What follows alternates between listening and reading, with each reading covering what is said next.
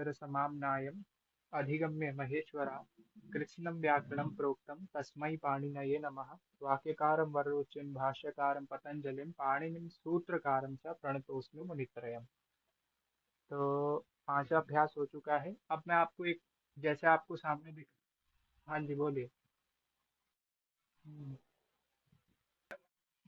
बिल्कुल, वो तो मैं प्रतिदिन हर किसी ना किसी से कोई ना मंगलाचरण करवा ही लेता हूँ, तो उसकी समझते नहीं। ठीक है, वैसे भी ये बोल ही देता हूँ जो भी करने की इच्छा है। तो समय हो गया था इसलिए चालू कर देते। तो क्या है, तो आज क्या है पंचांग। तो आश्विन मास, अश्विन नहीं होता, आश्विन मास से कृष्ण पक्षे प्रतिपदा या प्रथमा इत्यादि। तो आज से क्या है, पितृपक्ष वैसे पूर्णिमा से ही चालू हो गया कल से।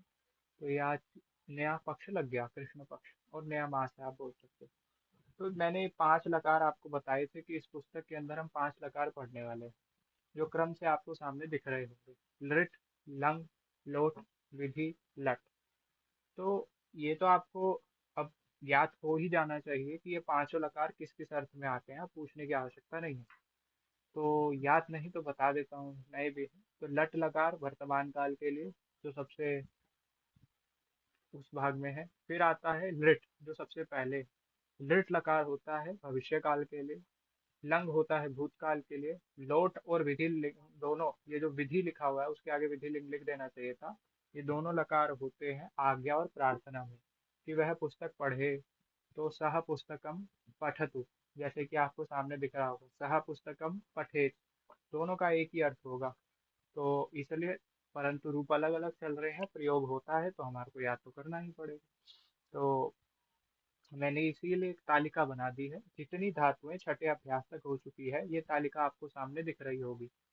तो आपने क्या करना है, आपने ये करना है, आपने पांचों के कोई पठ धातु के रूप याद कर लेने हैं, भू के नहीं करना, पठ के करना।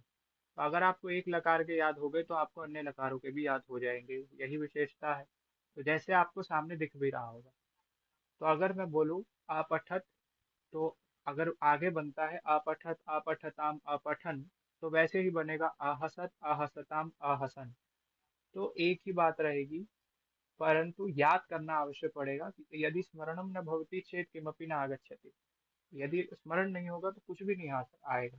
इसलिए आपको निरंतर अभ्यास याद करते रहना है तो हो जाएगा।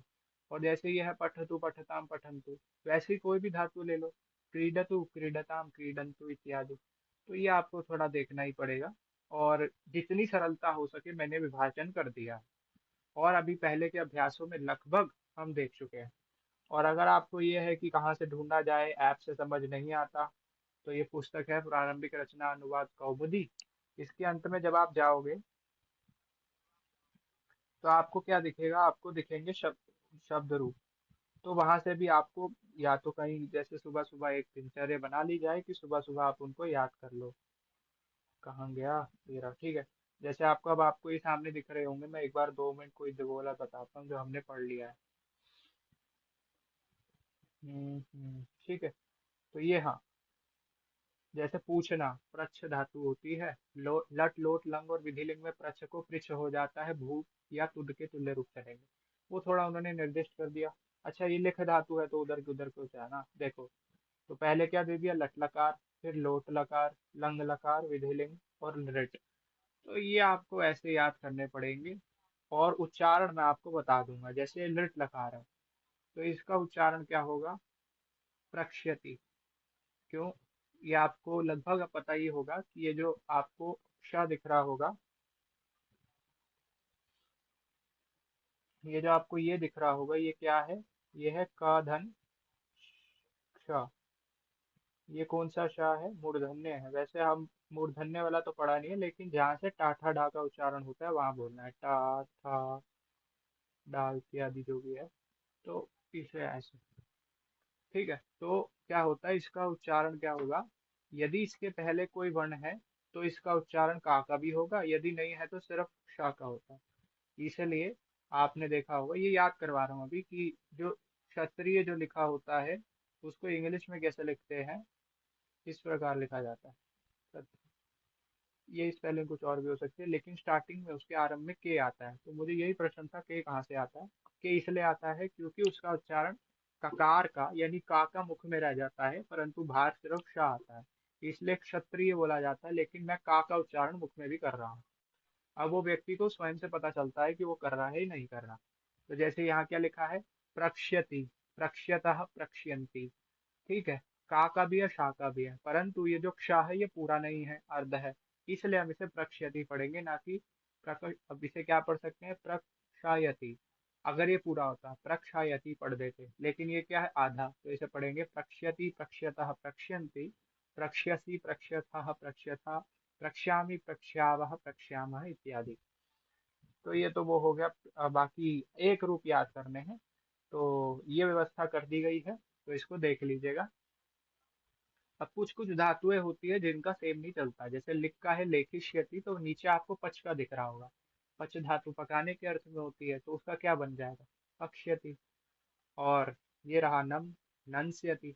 अंतर आएगा सिर्फ इसी लकार में, लिट लकार में, क्योंकि ये थोड़ा अलग स्पेशल लकार है। हमने, हाँ 2 मिनट, हमने पूर्व में चर्चा करी थी सार धातु और आर धातु की, इसलिए कराई गई थी, लेकिन छात्रों को नहीं समझ में आ रहा था, तो मैं अब उस पर नहीं दे रहा जोर। तो आप सिर्फ रट्टा ही, रट्टा क्या मतलब, एक बार देख लीजिए कि ऐसा खाएगा या बनेगा, तब आपको आ जाएगा। हाँ जी, पूछो आनंद जी।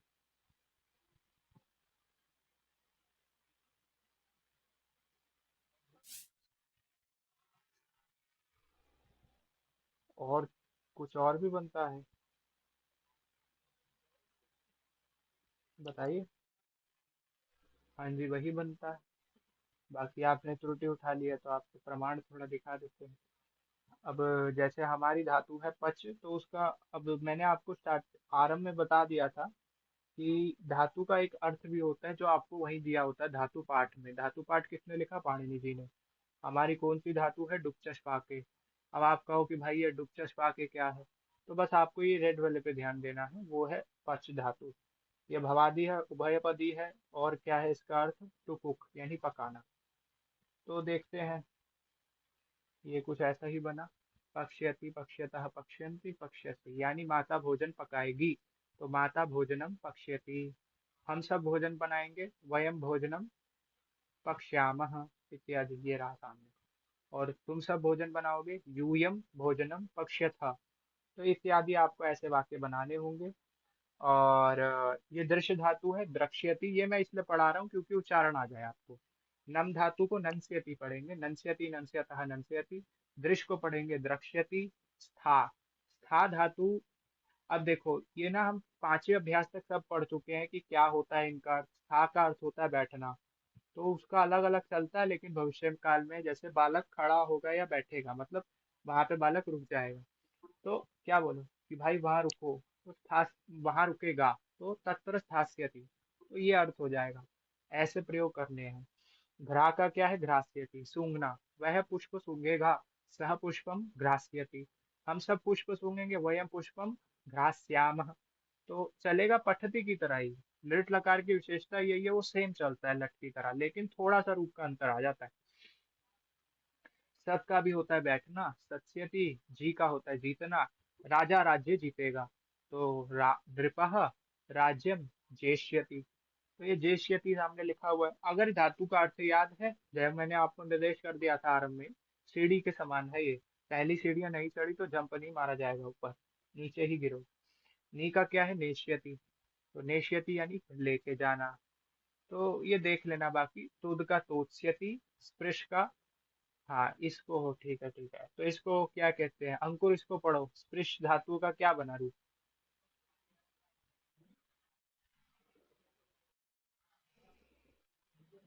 फिर से दोबारा बोलो, बनी नहीं आई।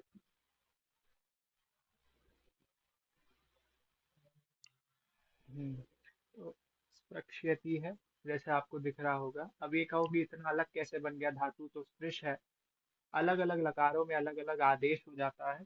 आदेश मैंने बताया था, दो व्यक्ति बेंच पे बैठे हैं, तीसरा व्यक्ति आया आके बैठ गया, तो वैसे ही वर्ण दो बैठे होते हैं कहीं पे, आके बैठ जाता है वैसे।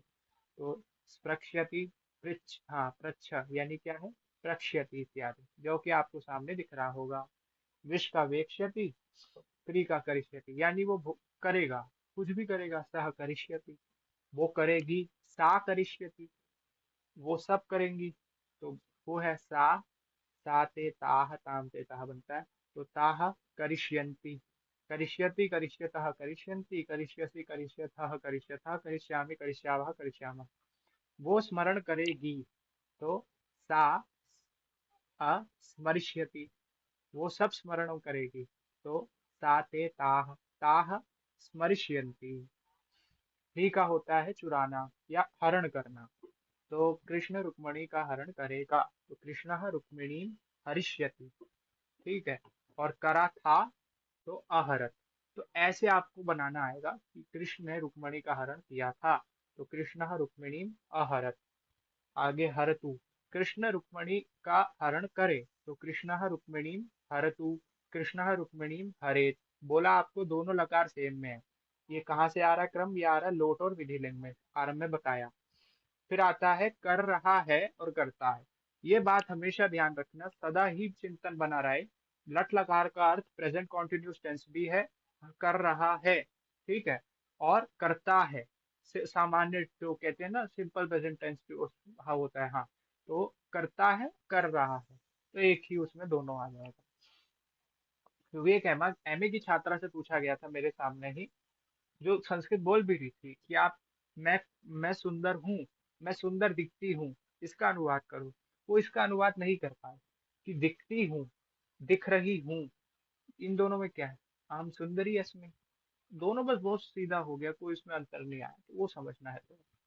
तो ये है, बाकी रूप याद हो जाएंगे। कुछ इनके अंदर ना विशेषता आ जाती है, मतलब कुछ अलग अलग थोड़े बन जाते हैं। जैसे यहाँ क्या है, इसको कोई एच्छत ना पढ़े, यहाँ एच्छत नहीं लिखा हुआ, यहाँ ऐच्छत लिखा है, ऐच्छत। और अगर आपको लंग का कोई दूसरा रूप याद है तो सब बना लो। यहाँ पे जितने भी है, मैं हर कक्षा में बोलता हूँ, मैंने कोई याद नहीं करा। मैंने एक याद करा था, मेरे को हो गए थे बाकी। वैसे ही आपको लिए सबके लिए यही है, ऐच्छा ऐच्छताम ऐच्छन ऐच्छा ऐच्छतम ऐच्छता इत्यादि। और थोड़ा मुख भी खुलेगा संस्कृत के उच्चारण के लिए। तो ये वाला किताब नहीं है। आसम आस्व आस्म, आसीत आस्ताम आसन आसी आस्तम आस्त, आसम आस्व आस्म। अगर हरस्व है यानी कि छोटा है, दीर्घ है, ओ हरस्व क्या होता है? हाँ छोटा है, ये जैसे कि सकार वहां पे सा छोटा है, तो उसको छोटा ही पढ़ना है, आसव नहीं पढ़ना, आस्व आस्म इत्यादि। तो यह है कि करो तो भैया स्मरण करो तो ठीक करना।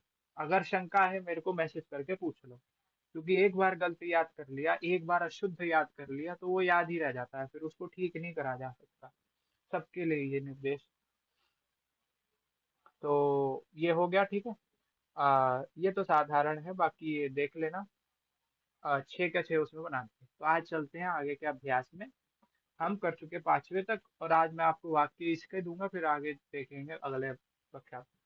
तो क्या है? अकारांतः नपुंसक लिंग।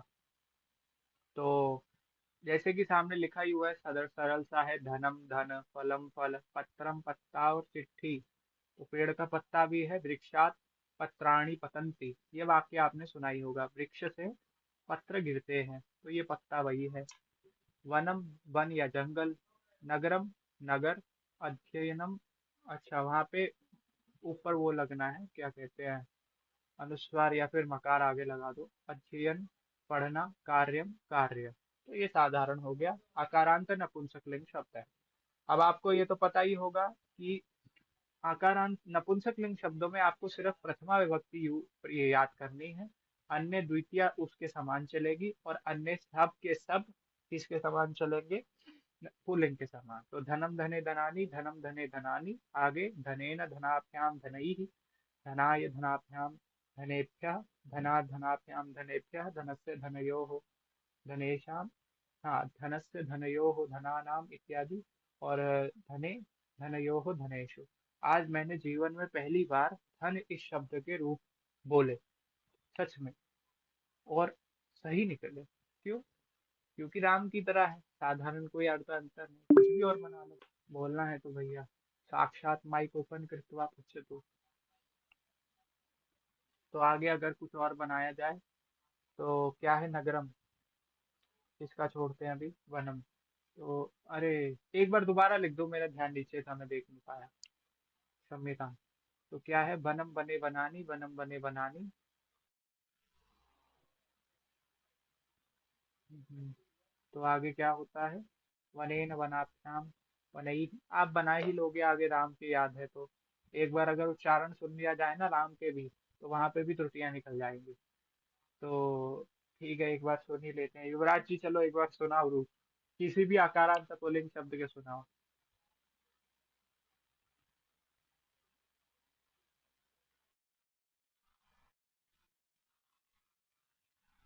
बहुत समय, बहुत बढ़िया चलता है। चलो कोई बात नहीं, ठीक है भैया। हो जाएगा, भविष्यति भविष्यति तो फिर कभी होता ही नहीं। हाँ जी बोलो अंकुर जी, चलो सुनाओ।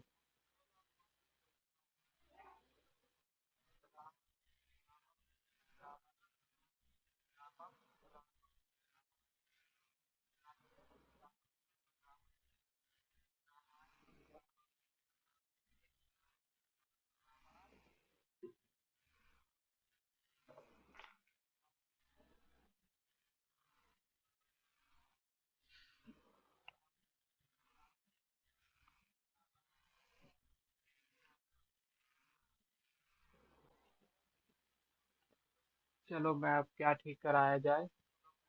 ठीक है आनंद जी, आप बोलो, देखो आपका उच्चारण क्या है।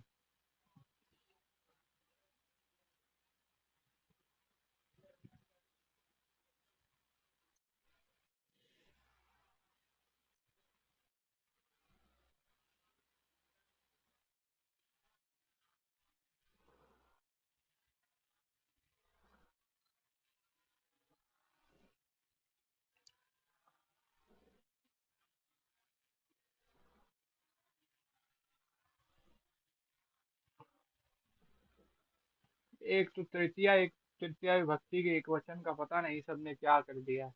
उन्होंने बोला रामेण, रामेण, पता नहीं नकार के पर का आकार आप खा गए। उन्होंने क्या बोला, बालकेन, बालकेन है क्या, नकार के बाद आकार नहीं है क्या, मतलब आपको कितना कक्षा में है मैंने चलो मैं नहीं कुछ बोल रहा, ठीक है। तो लेकिन देखो कुछ भी है, जैसे यहाँ बनता है रामेण, तो यहाँ पे हाँ मुख से ही रामेण निकल रहा है मेरे। यहाँ पे आपने क्या बोला, उन्होंने पहले रामेण, उन्होंने क्या बोला, बालकेन। क्या बालकेन है, बालकेन, ये है बालकेन नहीं है मात्र। ठीक है, साशा का जो है उसका तो हो जाएगा, समेशन नहीं से नहीं भवती, हो जाएगा उसका भी। और अन्य क्या है देखो कुछ जैसे आप क्या उसमें उन्होंने क्या बोला, राम योग। और मेरे को एक बात बताई जाए, कौन कौन है यहाँ पे, अन्य का भी देखते हैं। ठीक है तो सुधीर जी बोल पाओगे कुछ, बोल पाओगे तो एक बार इसका उच्चारण करो जो आपके सामने लिखा है।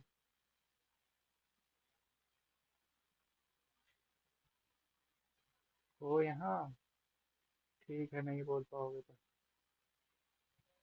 बोलो। सॉरी भैया, आई एम ओके ओके।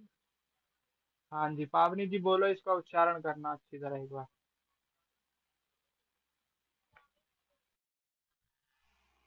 अरे भ्यो तो भैया लिखा ही नहीं है, भ्यो तो ये होता है, भ्यो, राम में भ्यो तो आप। हाँ ये विसर्ग का उच्चारण करो साथ में।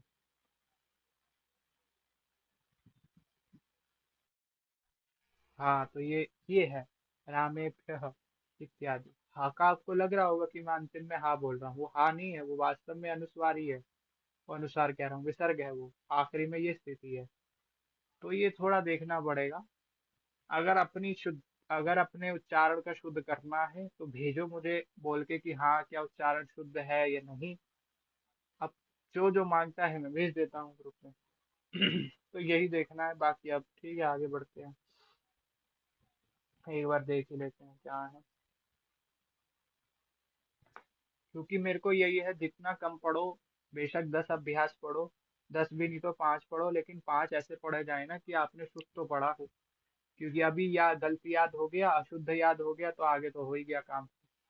तो जैसे है सामने राम, रामऊ, पहले तो थोड़ी जो दो बड़ी मात्रा है ना, क्या बोलते हैं उसको हम, हाँ छोटी, दीर्घ मात्रा है, छोटी बड़ी, बड़ी मात्रा है, उसको थोड़ा ज्यादा खींचो, रामऊ, रामाह, विसर्ग है ना, रामाह, रामम, रामऊ, रामान, रामेण, रामेण बोल रहा हूँ, रामेण नहीं बोल रहा मात्र, रामाभ्याम, रामई। अब क्योंकि विसर्ग क्या होता है, विसर्ग का उच्चारण उसमें वो किस स्वर के साथ लगा हुआ है तो उसके अनुसार देखना पड़ता है, इसलिए रामई, रामाय, रामाभ्याम, रामेभ्यः, रामेभ्यः कोई बोलते हैं, तो रामाभ्याम रामेभ्यः, रामात्, रामाभ्याम रामेभ्यः, रामस्य, रामयोः, रामाणाम, देखो ध्यान से देखना, रामाणाम, रामे, रामयोः, रामेषु, हे राम, हे रामौ, हे रामाः। कोई भी आकार नहीं छूट रहा, कोई भी जो मात्रा है वो ऊपर नीचे नहीं जा रही, तो ऐसे ही आपको करना। ठीक है, तो इसमें हो गया, कहाँ आगे हम बढ़ते हैं धन में। तो धन हम देखते हैं, धनम धने धनानी, धनम धने धनानी, और वो बोलते हैं तो है, फलम फले फलानी, संस्कृत कभी नहाने। बताओ, रूप उससे ही बना दिया, अब क्या बोला था। तो ये हो गया हमारा अकारांत बोले शब्द, बाकी अन्य के भी रूप ऐसे ही चलेंगे। तो अब देखते हैं अव्ययानी। तो हमारा एक शब्द होता है अव्ययम, अव्यये, अव्ययानी। तो उसमें क्या लिखा है, अभितः। अब देखो आपने लिखना है कि विद्यालय के दोनों ओर जल है, ठीक है, तो आप कैसे लिखोगे, तो आप अभितः का प्रयोग कर दोगे दोनों ओर। यह है अव्यय। अव्यय की हम चर्चा कर चुके, अव्यय नहीं होता, अव्यय होता है। अव्यय की चर्चा कर चुके हैं कि इनके कभी भी शब्द रूप नहीं चलते, ये जैसे हैं वैसे ही रहते हैं। तो दोनों ओर के लिए दो शब्द हमारे पास हैं, अभी है तो अनेक लेकिन यहाँ पर दो हैं, अभितः उभयतः।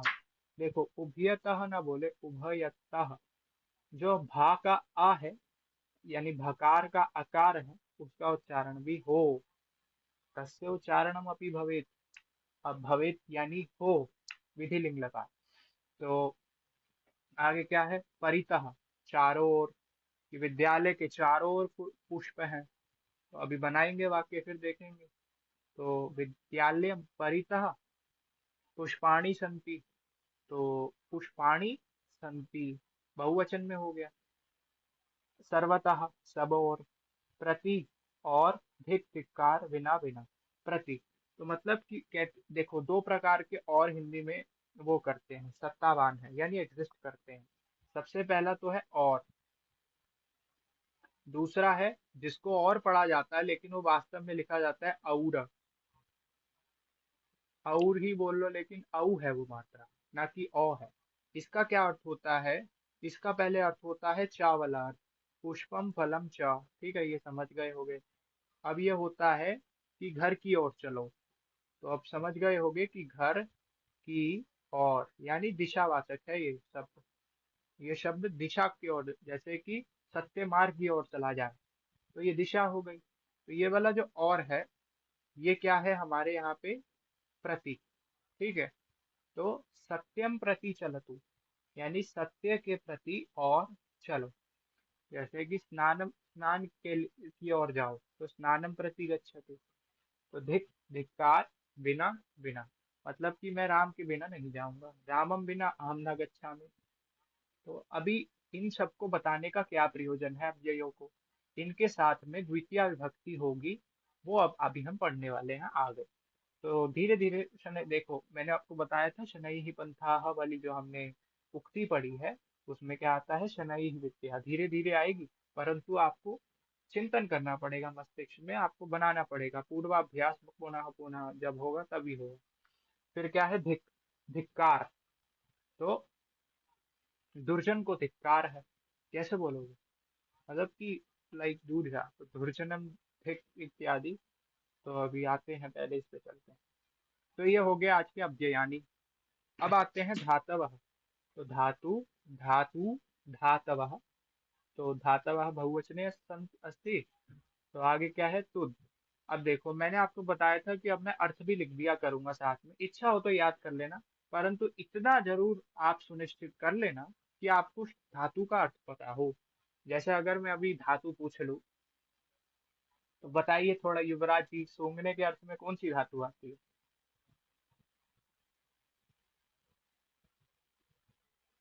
जानती वाह। हाँ बहुत सब। हाँ, घ्रा, ये धातु आती है घ्रा। हाँ जिघ्रा भी सब में वही है घ्रा। उसको जिघ्र आदेश हो जाता है, जिघ्रती बनता है। तो ऐसे ही है कुछ कठिन धातुएं इत्यादि। तो अब पाणिनि जी ने तो सीधा धातु का अर्थ लिख दिया, घ्रा गंधोपादाने घ्राणे च। परंतु वो कठिन हो जाता है प्रारंभिक छात्रों के लिए, इसलिए आपको मस्तिष्क में बिठा दें। क्या है तुद? तुद व्यथने। व्यथने मतलब होता है दुख देना। तो व्यथने जैसे रामे बनता है वैसे ही व्यथने बना हुआ है, यानी दुख देने में, पीड़ा करना। तो तुदती, तो यानी कि बाल राजा प्रजा को दुख देता है।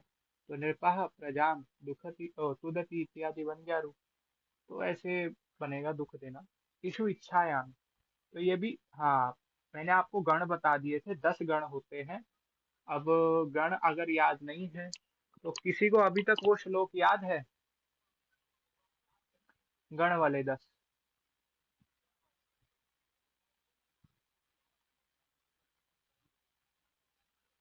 को भी ना जानती वाह।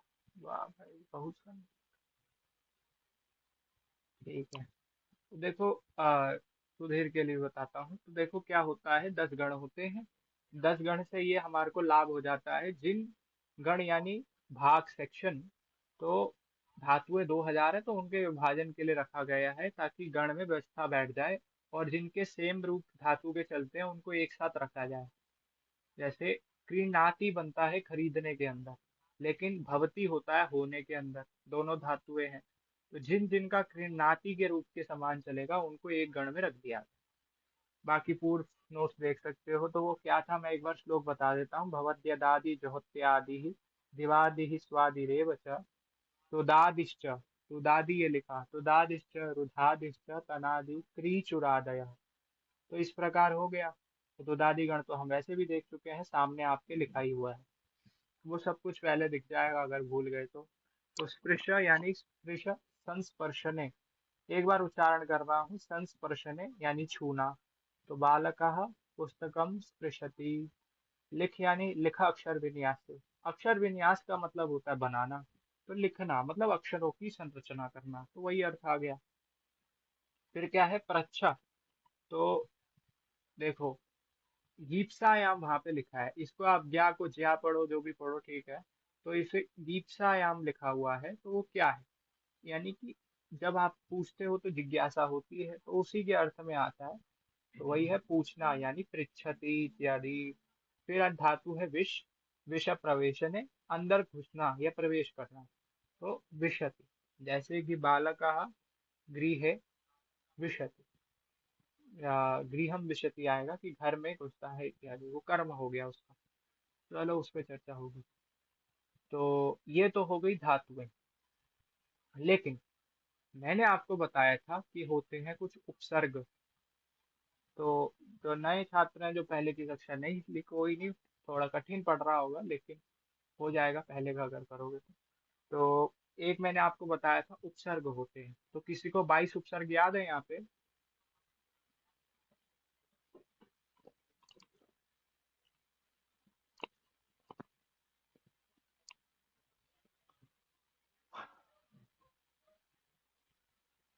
ठीक है भैया, किसी को याद नहीं, बहुत बढ़िया था। तो प्रापरा अपसम अनु अवनिशन अनु अवनिशन निर्दोष दुर्भियांगनी अधि अपि अतिशु उत अभिप्रति उप, इसे प्राध्याय करके मैंने 22 उपसर्ग पढ़ाए थे। तो उपधन विष उपविशति बनता है, जिसका अर्थ होता है बैठना। मतलब धातु तो है हमारी विष, लेकिन जब उससे उपसर्ग यानी जो पहले लगते हैं वो जुड़ गया तो बन गया उपविशति, जिसका अर्थ होता है बैठना। तो ऐसे कार्य चल रहा है। तो यहाँ तक क्लियर है? किसी का कोई प्रश्न तो पूछो, वरना आगे चलते हैं विभक्ति पर।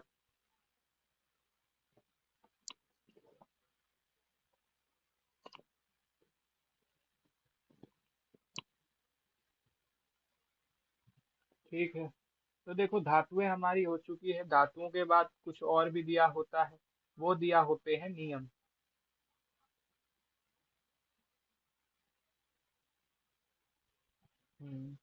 तो नियम में क्या है, आज कुछ एक विशेष नियम दे रखा है तो उसको मैंने सरलता से थोड़ा लिखा है। तो वो देखना कहाँ है, ये रहा। ये जैसे लिखा हुआ है लोट लकार, लोट लकार आ गया यहाँ पे। हाँ, तो लोट लकार का मैंने पहले ही बता दिया, आगे अर्थ में होता है भवतु भवताम भवन्तु भव भवतम भवता भवानी भवाव भवाम। तो भव, भवतम, भवत, ये लिखा है। ककार के बाद का आ का उच्चारण करना ही है। भव भवतम भवता भवानी भवाव भवाम। ठीक है, तो ये हो गया। तो अब देखो, मैं आगे देखते हैं यहाँ क्या लिखा हुआ है। ठीक। नियम 11, कर्मणि द्वितीया, कर्म कारक में द्वितीया होती है। जैसे रामः विद्यालयम गच्छति, सह पुस्तकम पठति। तो आप सबको ये तो पता ही है, कर्ता ने कर्म को करण से संप्रदान के लिए अपादान से संबंध का के की अधिकरण में पर। तो देखो ये तो हर कक्षा में बोलता हूँ, कुछ सही है कुछ सही नहीं है। तो जब ऐसे कारक का अर्थ आता है, यानी कि जैसे कि कर्ता ने कर्म को, मैंने, हाँ, हम, मैंने कोश को रखा, तो अहम कोशम स्थापितवान इत्यादि करके रूप बन जाएगा। तो मतलब कि जिसको रखा, कोश को, मैंने चंद्र को देखा, अहम चंद्रम दृष्टवान। ठीक है, इत्यादि। तो जिसको देख रहे हैं, अब मैंने एक इसके लिए पंक्ति बताई थी कि अपनी क्रिया के द्वारा कर्ता को, कर्ता जो कर्म क्रिया कर रहा है, अपनी क्रिया के द्वारा कर्ता को जो सबसे अधिक इष्ट, डिजायर्ड है, वो होता है उसका कर्म। जैसे कि अहम छात्रम, अहम छात्रम क्या, पाठयामी, मैं छात्र को पढ़ाता हूँ। पढ़ाने की क्रिया के द्वारा सबसे अधिक इष्ट या डिजायर्ड कौन है, छात्र। तो छात्र की कर्म संज्ञा हो जाएगी। अब इसके लिए सूत्र आता है, मैंने आपको बताया था हर कार्य व्याकरण में सूत्र के द्वारा होता है। तो ये जो मैं आपको हिंदी में बता रहा हूँ ना कि कर्ता, कि कर्ता को जो अपनी क्रिया के द्वारा सबसे अधिक इष्ट या डिजायर्ड है वो उसका कर्म होता है, ये किसने बताया, ये पाणिनि जी ने अपने एक सूत्र में बताया। वो सूत्र थोड़ा कठिन है, इसलिए मैं सूत्र नहीं लिखा यहाँ पे। सूत्र होता है कर्तुरीप्सित तमम कर्म इत्यादि। तो वो व्याकरण का जब विशिष्ट थोड़ा अध्ययन होता है कारक प्रकरण का, तो तब आता है वो। वैसे अभी आपने ये पंक्ति हमेशा याद रखनी है। जैसे कि आपने सोचना है कि मैं पीता हूँ, अहम पिबामी, परंतु क्या, तो मेरा कर्म क्या है, पीने की क्रिया के द्वारा सबसे अधिक इष्ट क्या है, यानी जल। तो अहम जलम पिबामी, अहम जम्बीरम जलम, अहम जम्बीर जलम पिबामी, पिबामी यानी मैं नींबू पानी पीता हूँ। जम्बीरम होता है आपका नींबू, और जम्बीर जलम यानी नींबू पानी। तो ऐसे आपको बनाना होगा, इसे कहेंगे द्वितीया विभक्ति। तो जब कर्म संज्ञा हो जाती है ना, तो ये जो सूत्र है, ये सूत्र क्यों बताया जा रहा है, क्योंकि आप अंतर समझो। संज्ञा करने का होता है प्रयोजन, कुछ ना कुछ काम करना। जैसे कि आपके माता पिता ने आपको एक संज्ञा दी, अमुक अमुक संज्ञा दी, तो वो क्यों दी गई, उसका एक प्रयोजन था, उसका एक फल था। और उसका फल ये था कि जितने भी अन्य लोग हैं, जो सारे मानव है, उनसे आप विशिष्टता आ जाए और आपको बुलाया जाए, आपको बुलाया जाए, तो आपके लिए कुछ नाम तो होना चाहिए ना। तो वही उसका फल है आपको नाम देने का। ऐसे ही व्याकरण में भी कार्य होगा, कोई संज्ञा दे दी जाएगी और उसका कोई ना कोई प्रयोजन यानी कार्य होगा ही होगा। जैसे क्रिया के द्वारा कर्ता को सबसे इष्ट कारक की कर्म संज्ञा होती है, कर्म संज्ञा हो गई। अब क्या काम है, तथा कर्मणि द्वितीया, इस सूत्र से द्वितीय विभक्ति का विधान, ये है कर्म संज्ञा का फल। यह कारक विभक्ति है। कारक विभक्ति का अर्थ हो गया कारक के अर्थ में जो विभक्ति आई। जैसे कर्ता ने कर्म को, ये जो को वाला अर्थ है ना, वैसे ये पूर्ण रूप से शुद्ध नहीं है, ठीक नहीं है, परंतु अभी समझाने के पक्ष में सब देखना है कि हिंदी में को ही निकलता है। कि जैसे जो भी है कि अहम पुष्प, अहम पुष्पम जिग्रामी, तो मैं पुष्प सूंघता हूँ। तो यहाँ पे मैं पुष्प को सूंघता हूँ वाक्य का अभिप्राय है, परंतु हिंदी में बोल देते हैं पुष्प सूंघता हूँ इत्यादि। तो वो थोड़ा भाषा के अंदर जब अनुवाद होता है, ट्रांसलेट होता है, तो देखना पड़ता है।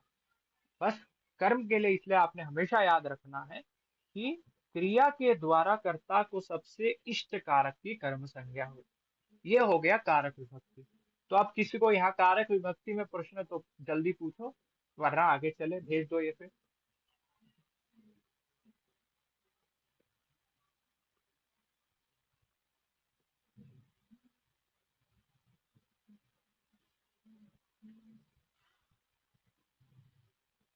अरे भैया, एक क्लिक करके ऐसे भेजना होता है, नहीं भेजना तो ठीक है, मत भेजिए। नहीं, जल्दी जल्दी करते हैं आगे। अब देखो, अब आता है उपपद विभक्ति। उपपद विभक्ति क्या होती है, जो आपके सामने रेड पेन से आपको दिख रही होगी। सीधा सीधा जैसे उन्होंने कक्षा के आरंभ में बताया था कि व्यवस्था कर देना कि भाई इस शब्द के योग में, जैसे बोल दिया गया नमः, इस शब्द के योग में चतुर्थी विभक्ति हो। डायरेक्ट, हमें अर्थ से अभिप्राय नहीं है, हमें सिर्फ यह, जैसे ही मुझे ये शब्द दिखा, जैसे मैंने एक शब्द देखा, मैंने ए ए नाम का एक शब्द है, जैसे ही मैंने उस शब्द को देखा, मैं उसके साथ कोई अमुक अमुक विभक्ति करता हूँ। अमुक का मतलब कोई भी विभक्ति करता हूँ। तो ये जो आपको सामने वार्तिक दिख रहा होगा, वार्तिक क्या होता है, तो मैं बताऊं नए छात्र के लिए कि वार्तिक कात्यायन जी के द्वारा लिखे गए थे। का और पाणिनि जी के द्वारा जो सूत्रों के अंदर कुछ चीजें छूट गई थी, उसकी उसका उसकी गणना वार्तिकों में करी गई। तो उन्होंने ये जो आपको दिख रहा होगा ना, वैसे ही ये वहां पे है, मैं एक बार देख लेता हूँ। वहां नहीं होगा, हाँ। तो वहां नियम 12 में आपको दिख रहा होगा, अभितः, उभयतः, परितः, सर्वतः, प्रतिधिक और बिना के साथ द्वितीया होती है। तो उन्होंने साक्षात लिख दिया, क्योंकि सही भी बात है, नए छात्रों को वार्तिक सूत्र क्यों पढ़ाने।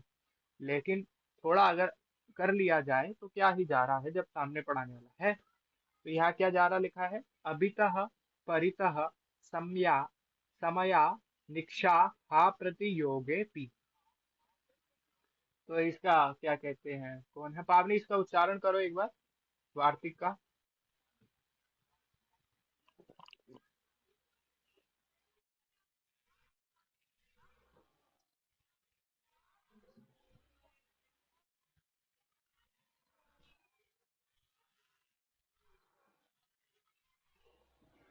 अपी जैसे उन्होंने बोला, मैंने आपको बोला था कि ये जो आपको अवग्रह चिन्ह दिखता है, ये योगे के बाद में ये जो लिखा हुआ है एस के साइन में, डॉलर के साइन में, इसका उच्चारण नहीं होता।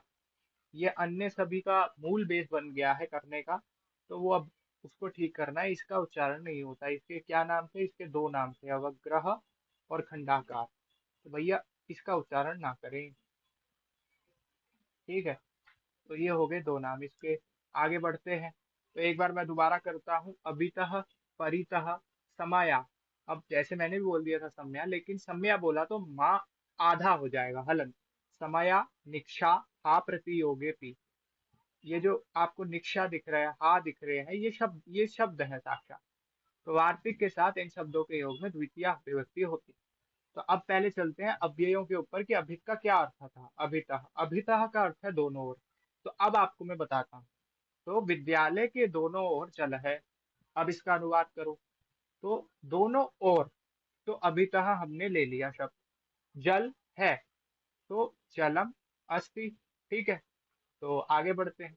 अब आपने देखना है कि विद्यालय के दोनों ओर, अब आप विद्यालय इस शब्द में कौन सी विभक्ति का प्रयोग करोगे। तो हम चर्चा कर चुके हैं कि अभितः इस शब्द के योग में द्वितीय विभक्ति होगी। तो विद्यालय में आप कर दो विद्यालयम। तो यहाँ पे भी वही है, ग्रामम अभितः उभयतः जलम अस्ति। ग्राम के दोनों ओर जल है। ये नहीं बोल सकते ग्रामस्य अभितः उभयतः जलम अस्ति, कि आप बना लो कर्ता ने कर्म को संबंध का, के, की। तो आप देखो के, तो आप लिख दो ग्रामस्य अभितः, क्योंकि आपको के दिख गया तो आप षष्ठी का प्रयोग कर दोगे। तो एक नियम के साथ चला जाता है, वो नियम आपको दिख गया हो। अर्थ नहीं देखना, साक्षात प्रयोग कर देना है। इसी को क्या बोला जाता है, सामने जो शब्द दिख रहा है उपपद विभक्ति, ठीक है। तो ये हो गया उपपद विभक्ति। अब एक उदाहरण देके फिर अभी प्रश्न आखिरी में करता हूँ खत्म। तो उसका मैं बार बार दे चुका हूँ, लेकिन एक बार फिर से बनता है, वो बड़ा फेमस है इसलिए बनता ही है। कहाँ पर है, वो है नमः योग के साथ में और सूत्र अर्थ थोड़ा देख लेते हैं। तो ये क्या लिखा है, जैसे ये अब सूत्र के द्वारा निर्दिष्ट हुआ, हर बार वार्तिक नहीं होता, हर चीज दोनों मिक्स मिल आके करते हैं, मान लो वार्तिक और सूत्र। नमः स्वस्ति स्वाहा स्वधालम वशद्योगाच, अब ये लिखा हुआ है सूत्र। तो अब ये क्या कहता है, ये एससी वासु खोलो। द फोर्थ केस एफिक्स यानी चतुर्थी is used in conjunction with the words नमः। कंजंक्शन का अर्थ होता है जोड़ना इत्यादि, विद द वर्ड्स नमः दैट इज सैल्यूटेशन। तो सैल्यूटेशन का आपको अर्थ समझ ही गए होंगे। स्वस्ति अब इसे छोड़ते हैं, अब इसे छोड़ते हैं, तो ये आगे क्या लिखा है, ये एक बार थोड़ा देखो। नमो देवेभ्यः, अब वहां नमः है वास्तव में, देवेभ्यः। अब अभी हमने चर्चा इसलिए ही राम वहां पे करी थी क्योंकि आप याद रखो तो रामेभ्यः बनता है, वैसे ही देवेभ्यः बनता है। तो क्योंकि इंग्लिश ज्यादातर आ ही गई है सबको, तो यहाँ क्या लिखा है, सैल्यूटेशन टू गॉड, यानी सैल्यूटेशन टू गॉड। तो इस प्रकार हमें प्रयोग में लाना होता है। तो किसी की कोई समस्या, तो ये हो गया कि नमः के साथ में चतुर्थी विभक्ति होती है। किसी का कोई प्रश्न तो पूछिए, वरना आज का तो विषय हो गया समाप्त। है किसी का कोई प्रश्न, ये भेज दीजिए वरना।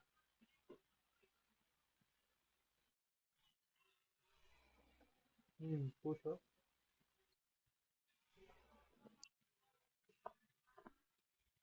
हाँ।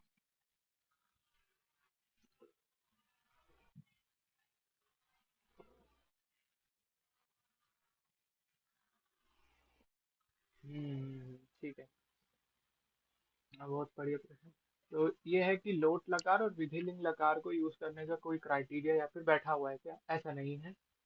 जैसे ही आपको ये लगे कि वह पुस्तक पढ़े, तो आप यहाँ कर दो सह पुस्तकम पठतु पठेत, दोनों सही है। वह गांव जावे, तो सह ग्रामम गच्छेत गच्छतु, दोनों सही हैं। वह फल खावे, अब ये क्योंकि उदाहरण वाक्य दिखाने ही थे, वह फल खावे तो सह फलम खादे खादतु। वह पत्ते को छुए, तो इसका अनुवाद करिए थोड़ा, क्या कहते हैं आनंद जी, इसका अनुवाद करिए चौथे वाक्य का। वह पत्ते को छुए।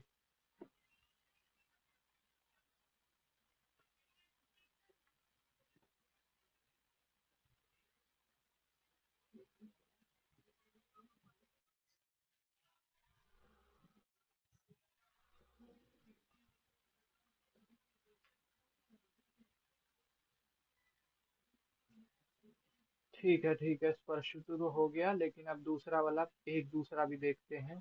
ये रहा स्पृश धातु, ये रहा स्पर्शतु नहीं है, स्पृशतु है। तो तभी उसको करके लिखा हो, स्पृशतु और स्पृशेत।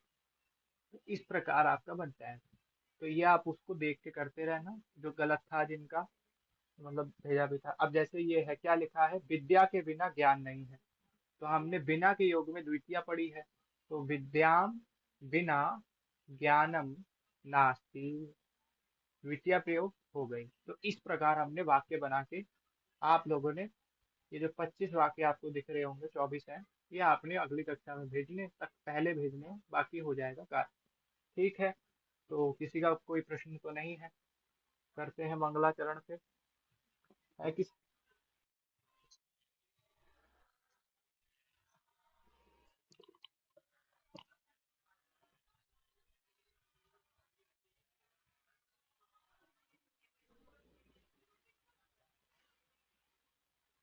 वहाँ आपका शब्द होता है ज्ञानम, ज्ञान।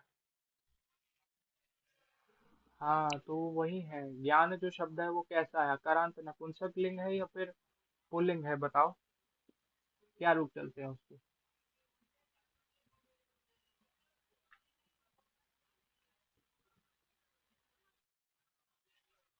हाँ, शायद। तो जब ये चीज समस्या आए, यहाँ वैसे नपुंसक लिंग ही होगा। अब तो आपको कहाँ जाना है, कोशान वेशः में आपने मात्र लिखना है ज्ञान। ज्ञा धातु सल्यूट प्रत्यय करके इत्यादि बन के शब्द बन जाएगा आपका। तो नीचे आपने सबसे ज्यादा जाना है और आपने यहाँ पढ़ना है क्या लिखा है। जैसे बोला था, ज्ञा धातु से ल्यूट प्रत्यय करके आपका शब्द बन गया, तो ये हो गया ज्ञानम, ज्ञाने, ज्ञानानि। तो उसी प्रकार वहां पे द्वितीय का प्रयोग नहीं है वैसे, क्योंकि वहां कर्म नहीं है वो किसी चीज का, तो वहां पे है प्रथमा का प्रयोग। तो इसलिए जलम अस्ति नास्ति में भी जल के अंदर प्रथमा द्वितीय का विचार जब होगा तो वो प्रथमा ही होगी, क्योंकि वो कर्म थोड़ी ना बन रहा है जो उसकी कर्म संज्ञा होकर द्वितीय विभक्ति हो जाए। इसलिए विद्याम बिना ज्ञानम नास्ति इत्यादि होगा। ठीक है, तो और कोई है प्रश्न? अन्य को भी प्रश्न? हाँ। वो कर्ता नहीं है ना कर्म है, यहाँ पे कोई क्रिया नहीं। अब जैसे कि नहीं होता है, अस भूवि को आप क्रिया तो मान सकते हो, लेकिन यहाँ कर्ता नहीं है ना कोई। है कोई यहाँ पे कर्ता? यहाँ एक साधारण सा वाक्य बोला गया है। तो साधारण जब वाक्य बोल दिया गया तो कर्ता अगर नहीं है तो आपका क्रिया हो तो है तो, लेकिन वहां पे क्रिया का कोई कर्म नहीं बन रहा। यदि ज्ञान कर्म बन रहा होता तो हो सकता है वहां पे द्वितीया मान ली जाए। अब देखो इसमें पूर्व पक्ष और दूसरा पक्ष भी आ जाता है कि क्या माना जाएगा और किस अर्थ में आप वहां पे प्रथमा कर रहे हो, क्योंकि प्रथमा के भी एक चार अर्थ में आती है। तो वो थोड़ा वो वाला विषय है, बाकी अभी आप यही मानो प्रथमा है। कुछ अन्य होगा तो मैं आपको बता दूंगा, फिर वैसे समझा दूंगा। ठीक है, सूत्र सहित। तो ठीक है। ठीक है, मंगलाचरण करते हैं बाकी। कहाँ पर है? जो कि सामने उन्होंने बोला था, तो ये रहा आपको फ्रंट पेज पे दिख जाएगा, मुख्य प्रश्न ये जो मैं पढ़ता। ये न अक्षर समाम नायम अधिगम्य महेश्वरात् कृत्स्नम व्याकरणम प्रोक्तम तस्मै पाणिनये नमः।